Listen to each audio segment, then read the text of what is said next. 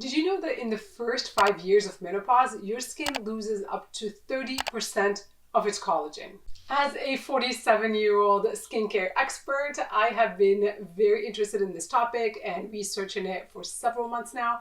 And so I'm ready to share all of my findings with you. So watch this video till the end.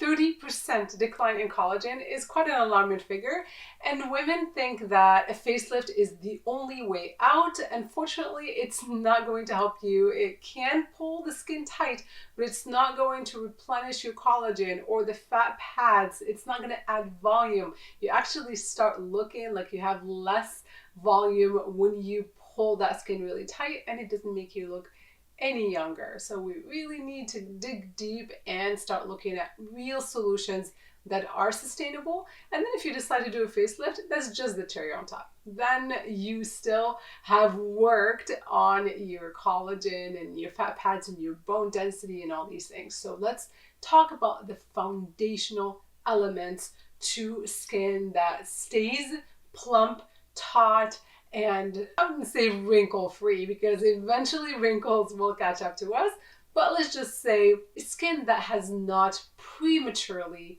aged. Let's give it the best support possible. So today I'm going to discuss how to prepare your skin as you approach perimenopause and menopause. I will cover lifestyle strategies, a full skincare routine, diet, supplementation, and hormonal support, because it is that hormone decline that's really the culprit for all of the issues. The faster that estrogen dips, the faster the collagen loss. And let's keep in mind that estrogen is not the only sex hormone that we should worry about. There is testosterone, DHEA, progesterone.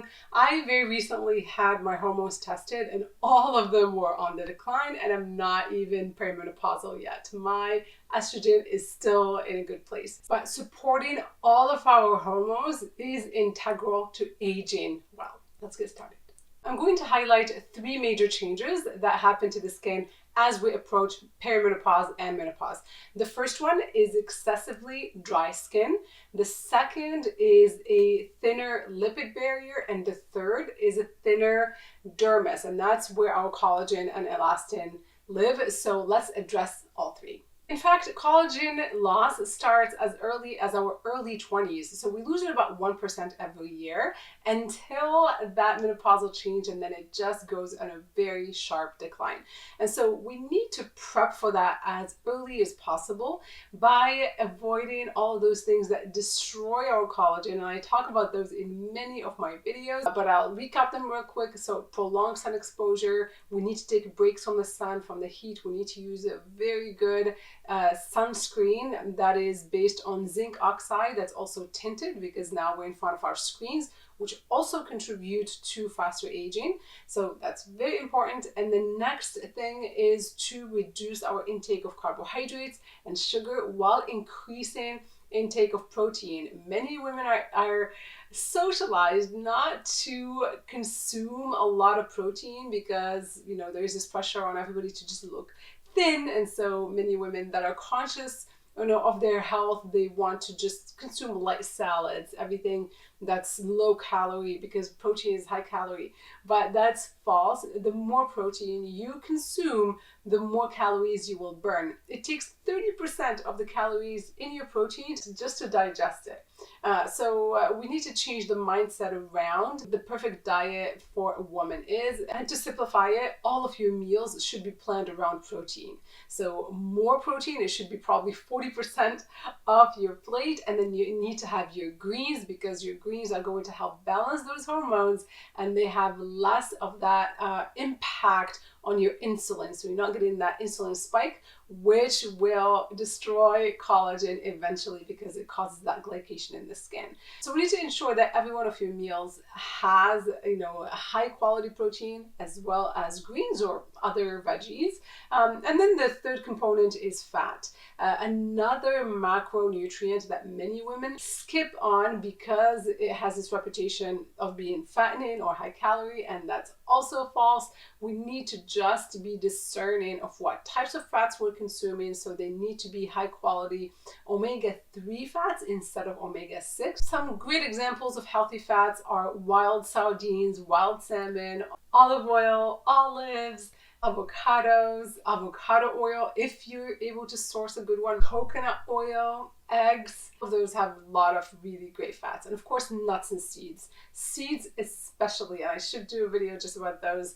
They're phenomenal for our hormone balance. So every woman should be consuming a good mix of seeds. And I have a blog about that actually. I have a seed cycling blog that can be very helpful. And then of course nuts. I love walnuts. They're high in omega-3 fatty acids. They're phenomenal for your brain. They're great for parasites. They're just so good all around. The other protein that we should start pretty early on, but it's never too late. I actually didn't start it till age 43 or 44. I just didn't know that much about it, and now I wish I had started taking collagen in my 20s. Although it was there in my diet, it was not intentional. It was very sporadic because I'm from Morocco. We cook a lot of times with certain parts of the animal skin and bones and things like that. So I'm sure I've had that as part of my diet, but not as much as I would have liked.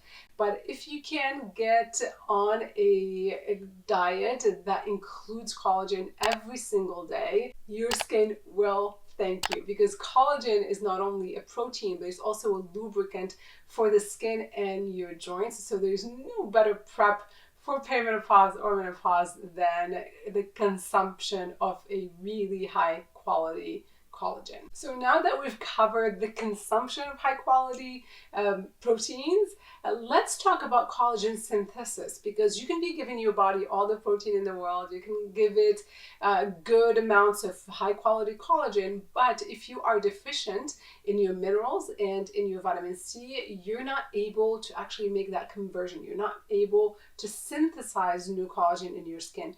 And so good amounts of vitamin C, preferably from natural sources, not ascorbic acid, as well as copper. That's the most essential mineral to help synthesize that collagen in the skin. Silica would be the most important mineral for hair, but we'll just stay on skin for this video. The second major change in the skin is going to be excessive dryness. And so as we age, the skin surface, the epidermis, starts getting thinner and thinner, and so that allows for more water loss as well as more sensitivity, because a lot of pathogens are able now to penetrate into the skin.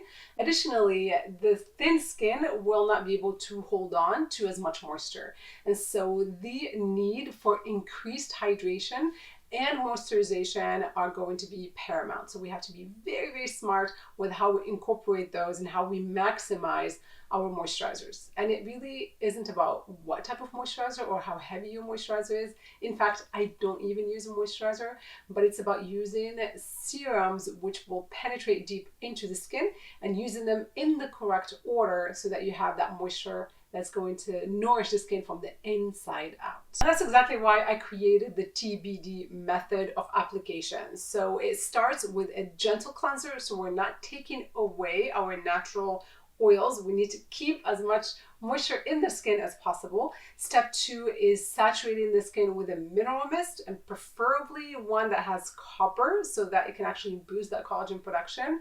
Third step is a water-based serum that has humectants in it, like glycerin and hyaluronic acid. That's going to help draw that water deep into the skin. Now we trap it. We go right over it with another serum, but this time it needs to be an oil-based serum with lots of ceramides, because ceramides are the building blocks of the lipid barrier, and so that's going to help reinforce the glue that holds our cells together to prevent water loss and moisture loss.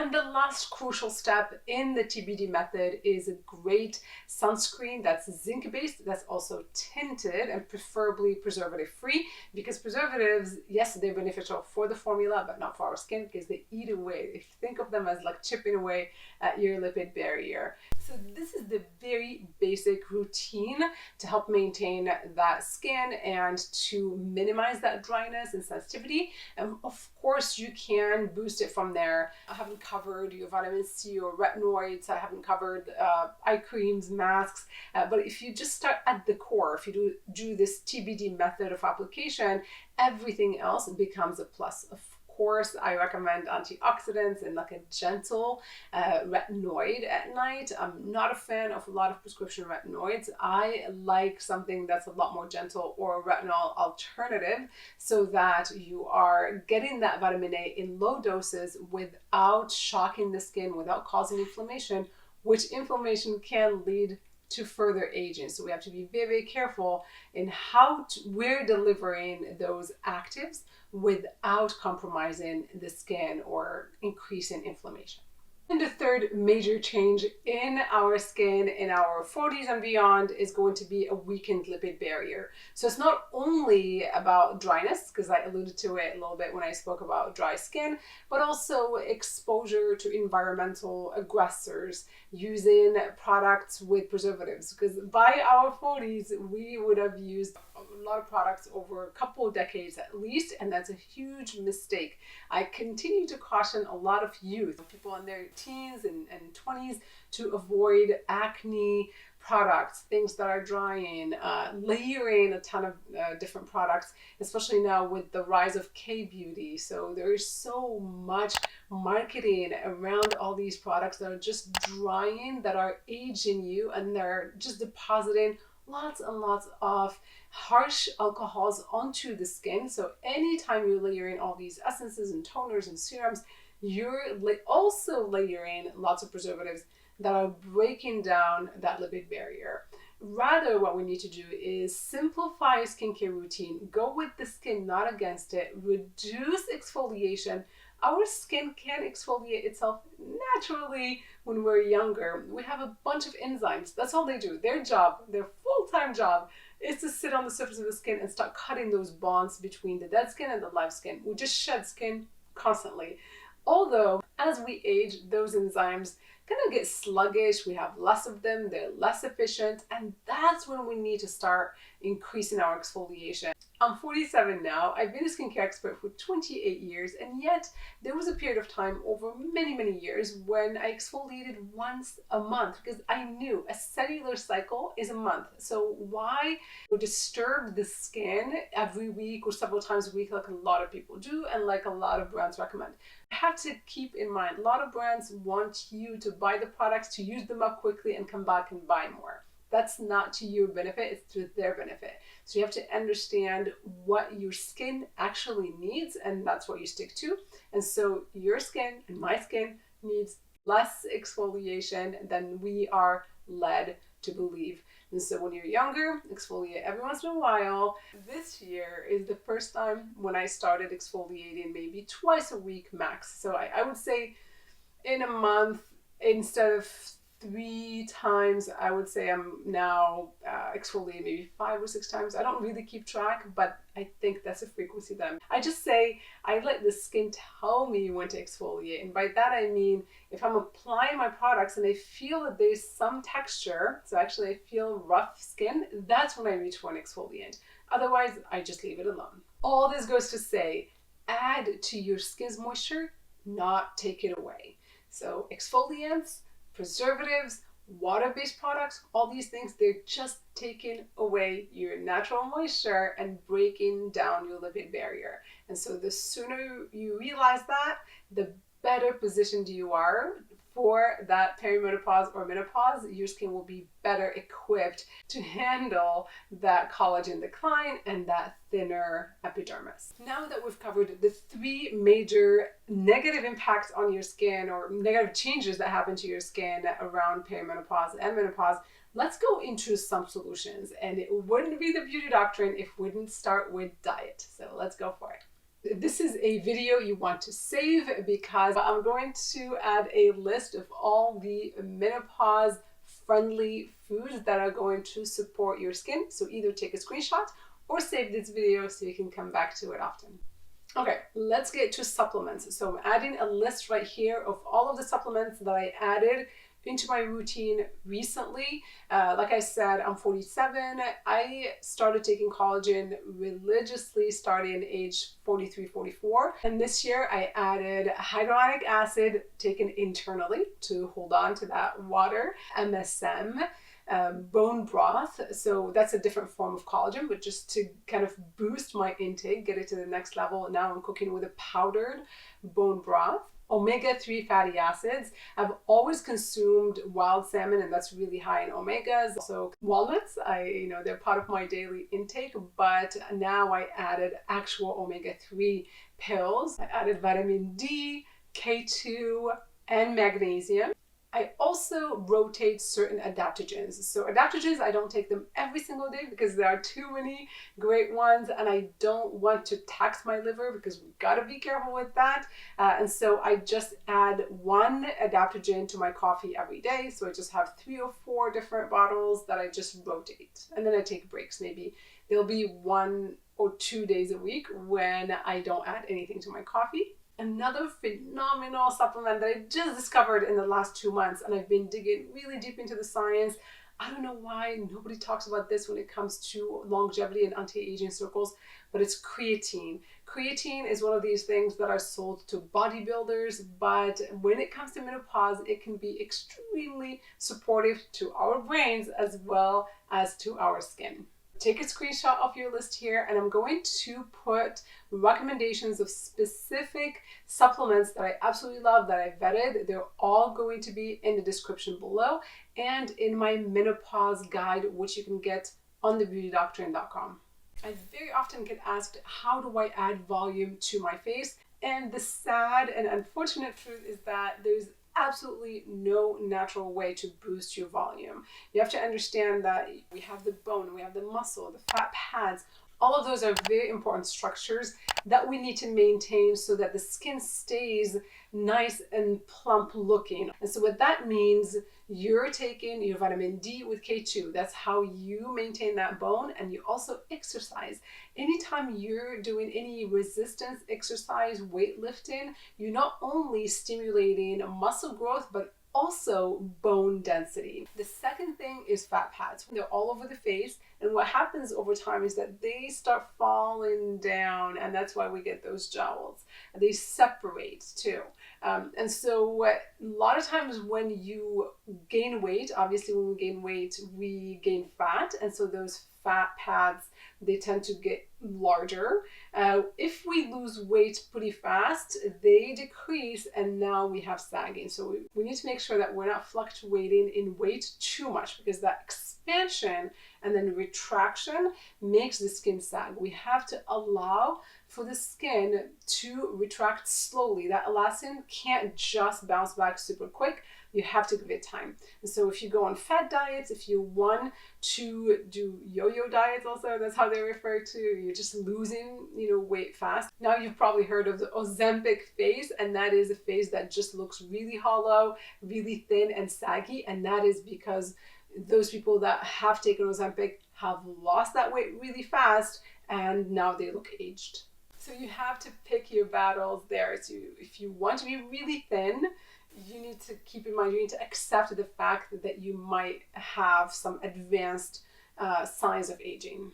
I would also caution against thermal devices. So don't use anything with heat on the face, because heat will melt the fat further. Now, I will cover 3 ingredients that are essential to add right before menopause or at menopause, whenever you got into this video. The first one is going to be organic soybean oil, because it is quite estrogenic, and so that's going to help support the skin while the estrogen is declining. Estro Skin Support is a phenomenal oil that can help you do that. So that goes in the 3rd step or 4th step in the TBD method, which I covered earlier. I also have it linked in my description. The second ingredient that I would recommend is including some type of progesterone cream to support your hormonal balance. My choice face is balanced. It is on my website. I use it every night now. In the evening, I'll apply it to my neck and décolletage. It's based on wild yams, so it's all natural, it's clean. The reason I don't use it on the face is because it's got lavender, and I have very strict standards at the Beauty Doctrine where I don't use anything sensitizing on the face. The neck, décolletage, or anywhere else on the body can handle some lavender. Lavender is also estrogenic, so that could be helpful, but I just don't use it on the face because of the sensitivity potential. Everything that you apply to your body is going to absorb as well. So systemically, you're going to be benefiting from all of the ingredients in the Balance Cream. But again, personally, I love using it as my neck cream, especially that it's got some peptides, which are firming, so it's perfect in my book. And that's a perfect segue to the next ingredient, which is peptides. Those are so crucial to incorporate into your skincare routine because they're going to help support that collagen topically. All of these ingredients and corresponding products are included in my menopause guide. Again, everything is linked up for you in the description, or you can go straight to my website, thebeautydoctrine.com, and download the guide.